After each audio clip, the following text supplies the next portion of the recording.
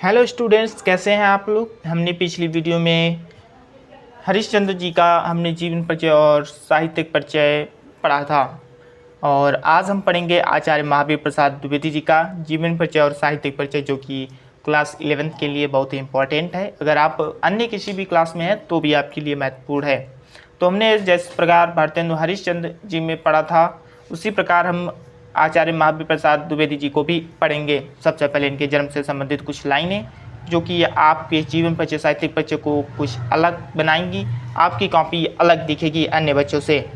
उसके बाद जीवन परिचय में जन्म स्थान, माता पिता का परिचय, शिक्षा का परिचय और स्वर्गवास, और उसके बाद हम साहित्यिक परिचय भी देखेंगे। और जो आपको याद करने के लिए आपको एक पेज पर इनका जन्म, पिता, शिक्षा और स्वर्गवास रचनाएं ये सब लिख लेना है शॉर्टकट में, ठीक है, और जिससे आपको आसानी रहेगी। देखिएगा, इसमें जन्म सन 1864 ईस्वी रायबरेली में हुआ था। पिता पंडित राम साय दुबे, शिक्षा स्वयं अध्ययन करके इन्होंने शिक्षा प्राप्त की। स्वर्गवास की अगर हम बात करें तो सन 1938 में इनका स्वर्गवास हो गया था। जन्म 1864 में हुआ, स्वर्गवास 1938 में हुआ। अगर रचनाओं की बात करें तो इनकी रचनाएं नाट्यशास्त्र, मेघदूत, गंगा लहरी कुछ प्रमुख इनकी रचनाएं हैं। अभी हम जीवन परिचय पढ़ेंगे तो इसमें कुछ अन्य भी इनकी रचनाएं हम देखेंगे। देखिएगा, सबसे पहले हम इनके जन्म से संबंधित कुछ लाइनें हैं जो आपकी कॉपी को अलग बनाएंगी, उनको हम पढ़ लेते हैं। जिला रायबरेली के दौलतपुर में, मतलब रायबरेली के दौलतपुर में इनका जन्म हुआ। जिला रायबरेली के दौलतपुर में रहते श्री महावीर प्रसाद श्री राम सहाय दुबे ने सुंदर सा पाया था लाल। श्री राम सहाय दुबे ने सुंदर सा पाया था लाल, मतलब इनके पिता का नाम राम सहाय दुबे था। अगर आप ये लाइनें याद कर लेते तो इनके माता पिता जैसे, और मैंने कई सभी जितने भी जीवन परिचय हैं सब पर हमने ये लाइनें बनाई हैं, तो आपको माता पिता कहाँ रहते थे वो सभी याद हो जाएगा और आपकी कॉपी कुछ अलग दिखेगी, जिससे आपको नंबर ज़्यादा मिलने की संभावना बनी रहेगी। तो इन लाइनों को आप ज़रूर याद कीजिएगा और लिखिएगा सजाकर। उसके बाद हम जीवन परिचय की बात कर लेते हैं। जीवन परिचय हेडिंग डाल के आप इसमें हेडिंग डालेंगे जन्म स्थान। आचार्य महावीर प्रसाद द्विवेदी जी का जन्म सन 1864 ईस्वी में रायबरेली जिले के दौलतपुर ग्राम में हुआ था। जन्म कब हुआ? सन 1864 ईस्वी में रायबरेली जिले के दौलतपुर ग्राम में। इसको आप ब्लैक पेन से लिखेंगे कि इनका जन्म कब और कहाँ हुआ, ठीक है। तो सन 1864 में रायबरेली जिले के दौलतपुर ग्राम में इनका जन्म हुआ। पिता का परिचय देख लेते हैं हम। पिता का परिचय, इनके पिता का नाम पंडित राम सहाय दुबे था। जैसा कि हमने ऊपर इन लाइनों में देखा था कि राम सहाय दुबे ने सुंदर सा पाया लाल, तो राम सहाय दुबे इनके पिता का नाम था। इनका जन्म सन 1864 रायबरेली जिले के दौलतपुर ग्राम में हुआ था। इनके पिता का नाम पंडित राम सहाय दुबे था। शिक्षा की बात कर लेते हैं तो परिवार की आर्थिक स्थिति ठीक न होने के कारण इनकी शिक्षा सुचारू रूप से संपन्न नहीं हो सकी। स्वाध्याय से मतलब स्वयं ही अध्ययन करके इन्होंने संस्कृत, बांग्ला, मराठी, फारसी आदि भाषाओं का ज्ञान प्राप्त किया। अगर हम स्वर्गवास मृत्यु की बात कर लेते हैं कि आचार्य महावीर प्रसाद द्विवेदी जी की मृत्यु कब हुई, स्वर्गवास कब हुआ, तो सन 1938 ईस्वी में श्री महावीर प्रसाद द्विवेदी जी की मृत्यु हो गई थी। जन्म हुआ सन 1864 में, मृत्यु हुई सन 1938 में। तो एक बार फिर से आप देख लीजिएगा।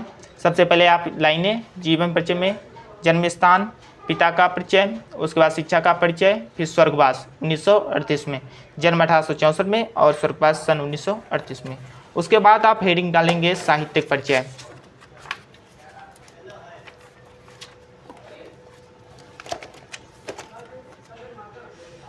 उसके बाद आप हेडिंग डालेंगे साहित्यिक परिचय में। साहित्यिक परिचय में आपको इनके साहित्य से संबंधित कुछ प्रमुख घटनाएं, इनकी पत्रिका या कोई भी रचना है उससे संबंधित कुछ बातें लिखनी होती हैं जो कि प्रमुख होती हैं। यही साहित्यिक परिचय में लिखा जाता है।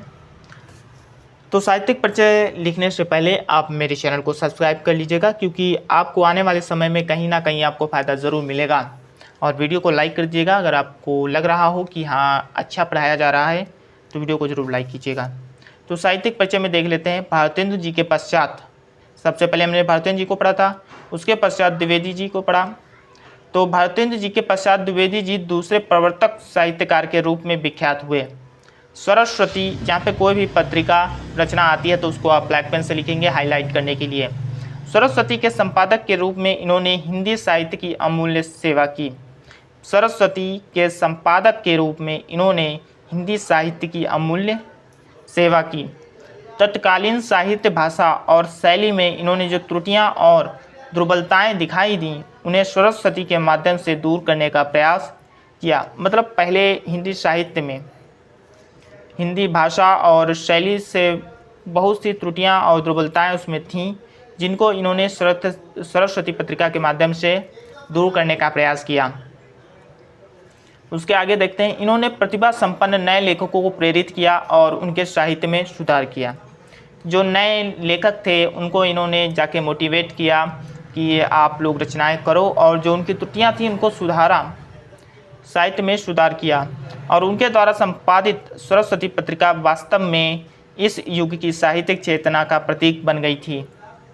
साहित्यिक चेतना का प्रतीक बन गई थी कौन सी रचना? सरस्वती पत्रिका।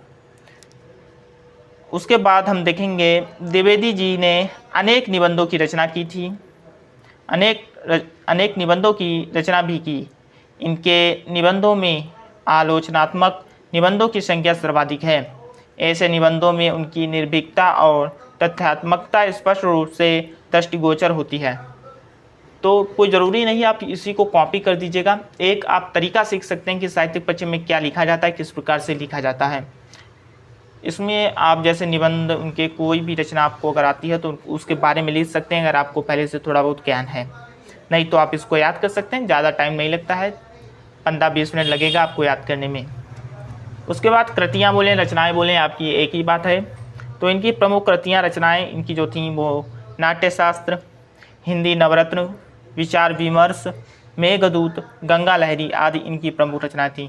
रचनाओं को आप ध्यान करके ज़्यादा से ज़्यादा याद करने की कोशिश कीजिएगा, क्योंकि ऑब्जेक्टिव प्रश्न आपके यहीं से बनते हैं। एक बार हम फिर से रिपीट कर लेते हैं कि हमने किस प्रकार से आचार्य महावीर प्रसाद द्विवेदी जी का जीवन परिचय, साहित्यिक परिचय पढ़ा। सबसे पहले तो हमने इनके जन्म से संबंधित कुछ लाइनें पढ़ी, उसके बाद में जीवन परिचय कि इनका जन्म कहाँ हुआ और कब हुआ, पिता का नाम क्या था, पिता का परिचय देखा हमने। अगर आपको माता के बारे में पता है तो माता और पिता हेडिंग डालकर लिख सकते हैं।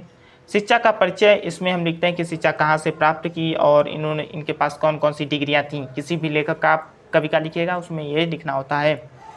अगर हम स्वर्गवास की बात करें तो इनका स्वर्गवास कब हुआ था, तो सन 1938 में इनका स्वर्गवास हुआ था।